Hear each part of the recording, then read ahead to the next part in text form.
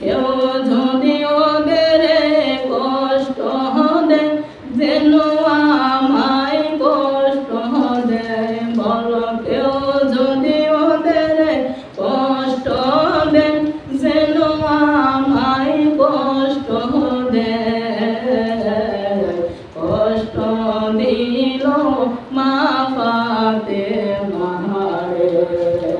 কষ্ট দিল মা ফাতেমারে। আমার নবীজি বলে আমি যদি সেজদা থেকে উঠে যাই আমার হুসাইন জমিনে পড়ে যাইব, আমার হুসাইন জমিনে পড়ে গেলে হুসাইন কষ্ট পাইব, আর এই হুসাইন যদি কষ্ট পায় আমি নবী কষ্ট পাইব, আর আমি নবী কষ্ট পাইলে আল্লাহ কষ্ট পায়, কারণ ইমাম হুসাইনের কষ্ট আমার আল্লাহ সইতে পারে না। বলেন না সুবহানাল্লাহ। যেভাবে আমার নবী ইমাম হুসাইনকে মায়া মোহাম্মত করতো, ওই হুসাইনকে কারবালার ময়দানে এজিদের দলে গলায় ছুরি চালায় শহীদ করে দিয়েছে। কে ইমাম হুসাইনকে শহীদ করেছে আপনারা জানেন নি? এদের মধ্যে কেউ ইহুদি ছিল না, হিন্দু ছিল না, বৌদ্ধ ছিল না, খ্রিস্টান ছিল না। যেই লোক ইমাম হুসাইনের গলায় ছুরি চালাইলো ওই লোকটা আল্লাহর 30 পারা কোরআনের হাফেজ ছিল, আমার নবীজির পিছনে নামাজও পড়েছে। ওই লোক ইমাম হুসাইনের গলায় ছুরি চালাইছে কারণ নবীর উম্মতের নাজাতের জন্য। ওই ইমাম হুসাইন কারবালার ময়দানে শহীদ হয়েছে। আর ওইদিকে আমার নবীর কলিজার টুকরা ইমাম হাসান ওনার বিবিকে বলল, বিবি আমাকে এক গ্লাস শরবত বানায়া দাও। যেই মাত্র শরবত নিয়ে আনল ইমাম হাসানের কাছে শরবতের পেয়ালা যখন দিল, ওই শরবত পান করার পর ইমাম হাসান বলতেছে, বিবি আমাকে তুমি কি পান করাইছো? আমার কলিজা নিচে যাইতেছে, এমন কি শরবত আমার খাওয়াই না। যাও আমার ভাই হুসাইনকে কবর দাও, আমাকে বিষ পান করানো হয়েছে। যেই মাত্র হুসাইনের কানে কবর পৌঁছে গেল, হুসাইন রাদিয়াল্লাহু তাআলা আনহু মসজিদ থেকে দৌড়াইয়া বড় ভাইয়ের কাছে আসিয়া বলে, ও ভাই কয়েকবার শুনি কে তোমারে কাওয়াইছে জহর রাসূলের পুরানি, আইরে আমার সোনার চন্দ্রমণি, আইরে আমার সোনার চন্দ্রমণি, বড় ছোট ভাই করব ভাই রে, তোমায় যায় না চারে,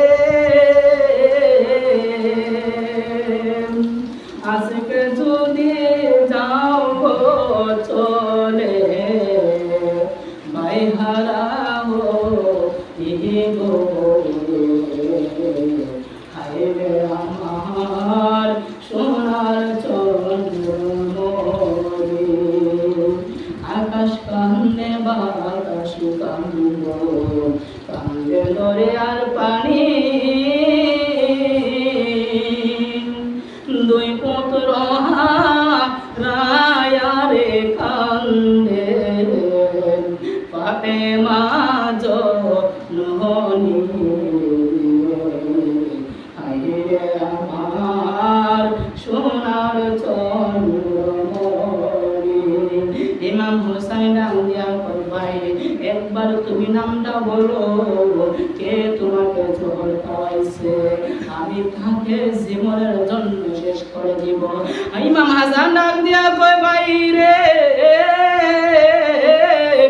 আমি নাম বলতে পারবো না, তুমি ধৈর্য ধরো, ধৈর্যের সাথে আমার আল্লাহ আছে, তুমি আমি ভাইয়ের জন্য চিন্তা করবো না। আমার নানা যান অপেক্ষা করতেছে।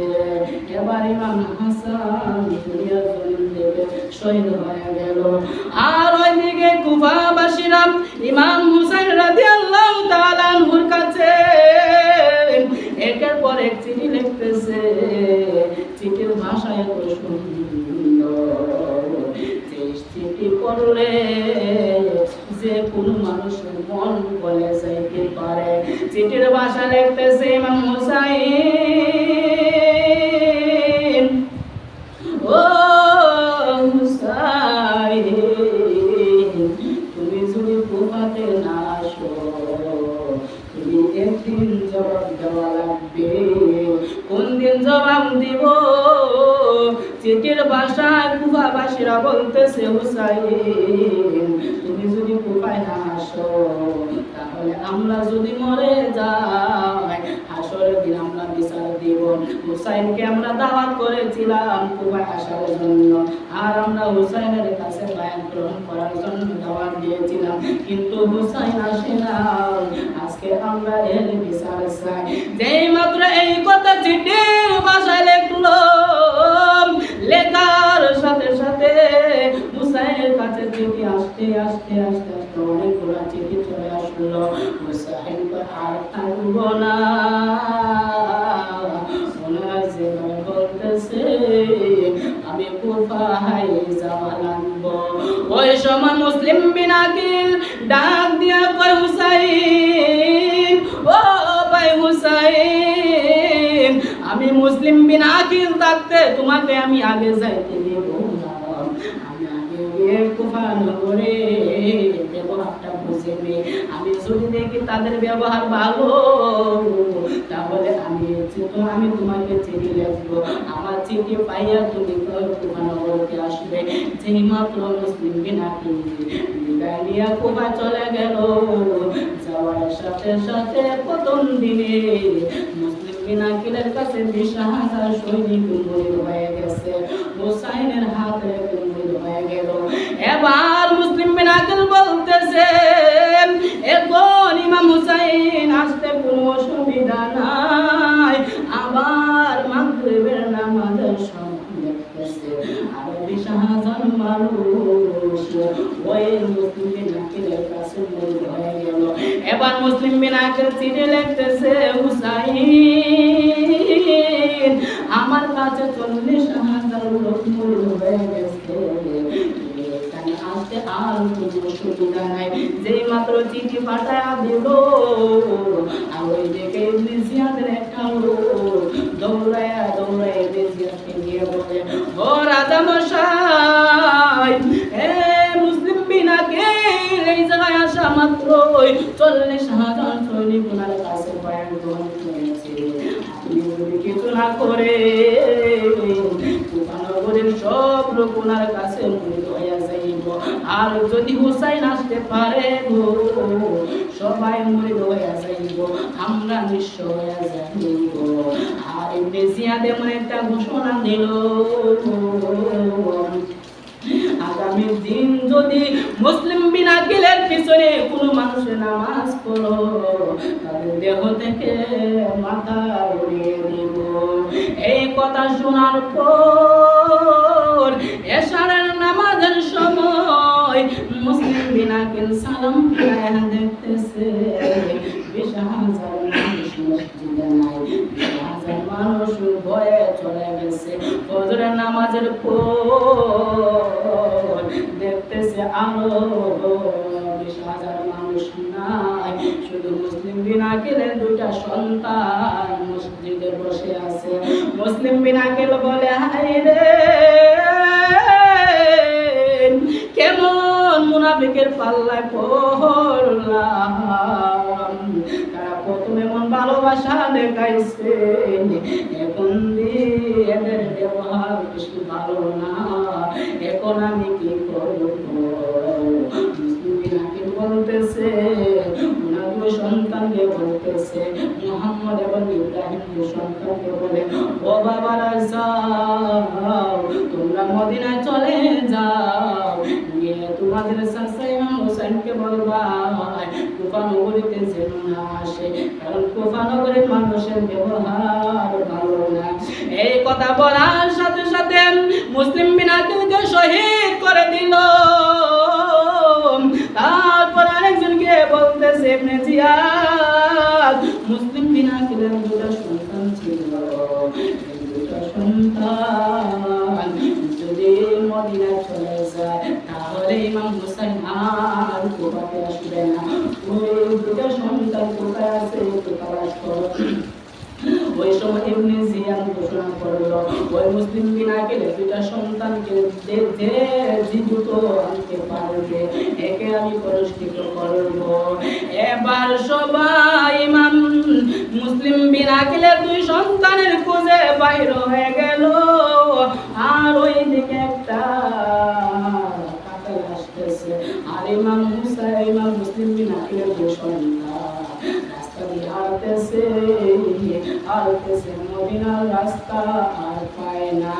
একটা লোকরে বলে ভাই আমাদেরকে মদিনার রাস্তা দেখে দিবাহিনী, তোমরা দাঁড়াও ওইদিকে মদিনা একটা কাফেলা যাইব, ওই কাফেলার সাথে সাথে পিছনে পিছনে তোমরা চলে যাইবা।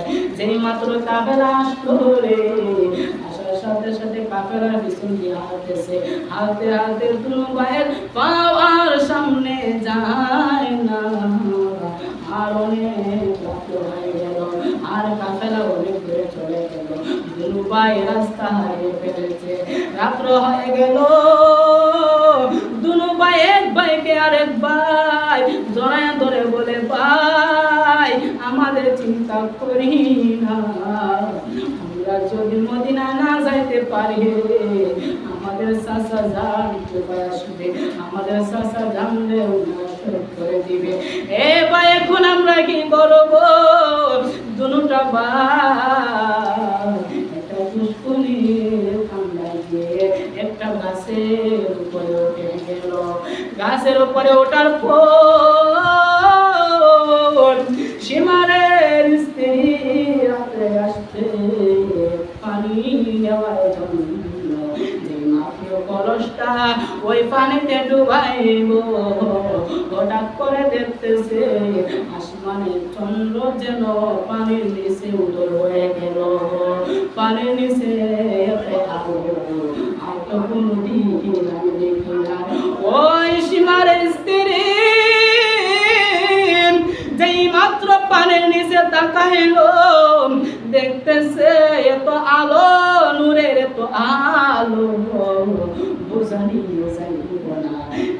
গাছের উপরে তাকায়া দেখতেছে দুইটা সন্তান যেন নবীর আওলাদ, ওই দুইটা সন্তান চোখের পানি ফালাইয়া কাঁদিতেছে। আর ওই দুইটা সন্তান ডাক দিয়া কয়ে মহিলা তুমি আমাদের মায়ের জাত, আমাদেরকে জন্ম দেও না ঠিক আছে, কিন্তু আজকে থেকে তুমি আমাদের মা, আমরা বড় বিপদে আছি গো, আমাদেরকে মদিনায় যাওয়ার ব্যবস্থা করে দাও। সীমারের স্ত্রী ডাক দিয়া কয় বাবা রে আমার বাড়িতে আছে আরো দুইটা সন্তান, তোমরা যে সন্তানকে নিয়ে আমার চারটা সন্তান হয়ে গেল, আমি থাকতে তোমাদের আর কোনো চিন্তা নেই। এখন রাত্রের বেলা অনেক রাত্র হয়ে গেছে, কিন্তু তোমরা তো মদিনা যাইতে পারবা না, আসো আমার বাড়িতে আসো, আমার বাড়িতে আজকে রাত থাকিয়া কালকে কালকে আপনাদেরকে আমি মদিনা যাওয়ার ব্যবস্থা করে দিব। যেই মাত্র বাড়িতে নিয়ে গেল ওই দুইটা সন্তানকে গোসল করাই আদর যত্ন করাইয়া খানার সামনে এক ভাই বলে ভাই কি খাইব রে ভাই, খানার মধ্যে আমাদের আব্বা জানের রক্তের ঘাম করে ভাই, ওই খানা আপনি আমাদের দিতে চাইব না। হে ভাই আমরা আর খাইতে পারবো না। দুটা ভাই হাউ হাউ করে ঘুমিয়ে গেল। ঘুমের ঘরে হঠাৎ দুটা ভাই এমন একটা স্বপ্ন দেখলো, আর ওই সময় সীমার বাড়িতে আসছে, আসিয়া ডাক দিয়া কয়, এ বিবি আমাকে তাড়াতাড়ি খানা দাও, আমি আমার অপারেশন করার জন্য বাইরে হয়ে যাইব। ও স্বামী গো, ও প্রাণের স্বামী, কি অপারেশন? ওই প্রেসিডেন্ট ঘোষণা দিছে গো, মুসলিম বিনা কেলে দুইটা সন্তানকে যদি ঘরে দিতে পারি আমাদেরকে অনেক পুরস্কৃত করবে। সীমারের স্ত্রী ডাক দিয়া কয়, হায় রে বিপত্তি আমার ঘরে, এখন আমি কি করব? স্বামীকে ওই ওনার স্ত্রী অনেক আদর যত্ন করে ঘুম পাড়াইলো, আর ওই সীমার তো আর ঘুমায় না, ঘুমের মধ্যে শুধু কল্পনা আর কল্পনা করে রাত্র কখন শেষ হবে, আমি কখন ওই দুই সন্তানের খোঁজ পাইব। এইভাবে কাজ করতে করতে করতে করতে হঠাৎ ওই মুসলিম পিনাকলে দুইটা সন্তান স্বপ্নে দেখতেছে আমার নবীজি ডাকতেছে, সন্তানরা তোমরা আমার কাছে চলে আসো। দুটা ভাই স্বপ্নের মধ্যে হাউমাউ করে চিল্লা মায়েরা উঠলো, ওই চিল্লার আওয়াজ সীমারের কানে পৌঁছে গেল। সীমার বলতেছে, হে বিবি, আমার ঘরের ভিতরে সন্তানের আওয়াজ পাওয়া যায়, আমার দুই সন্তান তো আমার সামনে ঘুমিয়ে রয়েছে, হে সন্তান কার? আমার ঘরের ভিতরে শব্দ আসতেছে। ওনার স্ত্রী বলে, স্বামী স্বামী গো, আমাদের ঘরে আর কোন সন্তান নাই, আপনি মনে হয় ভুল শুনেছেন। ও স্বামী, আপনি ঘুমিয়ে ওনার স্ত্রীকে উনি দেখা মাইরা ফালাইয়া দৌড়ায় ওই রুমের ভিতরে চলে গেলেন। গিয়ে দেখতেছে নূরে দুইটা পুতুল যেন ঘোরাঘুরি করতেছে। ওই দুইটা সন্তানকে হাতের মধ্যে ধরে টানিয়া টানিয়া বাহিরে আনলো। আনার পর ওনার স্ত্রী বলে, স্বামী আমি জীবনে তোমার কাছে কিছু চাই না, আজকে একটা জিনিস চাই, ওই দুইটা সন্তানকে ছেড়ে দাও, আমার জীবনে আর কোনো কিছু দরকার হবে না, আমি তাকে ওই দুইটা সন্তানকে নিতে দেব না। এবার সীমার বলে, তুমি সরে যাও, যদি না যাও তোমার বিপদ আছে, যদি না যাও তোমার বিপদ আছে। এবার ওই উনার স্ত্রী বলে, আমি জীবিত থাকতে ওই দুটা সন্তানকে আমি দেব না। এবার সীমার ওনার স্ত্রীকে একটা খুব মাইনা মাতালা লাগাইয়া দিল, আর সীমার দুই সন্তান দৌড়ায় আসিয়া দিয়েছে, আব্বা ও আব্বা, আমরা দুই ভাই জীবিত থাকতে দুইটা নূরের পুতুল নবীর আওলাদদেরকে আমরা নিতে দিব না। ও আব্বা জান, তোমার হাতে পায়ে ধরি, নবীর আওলাদ নূরের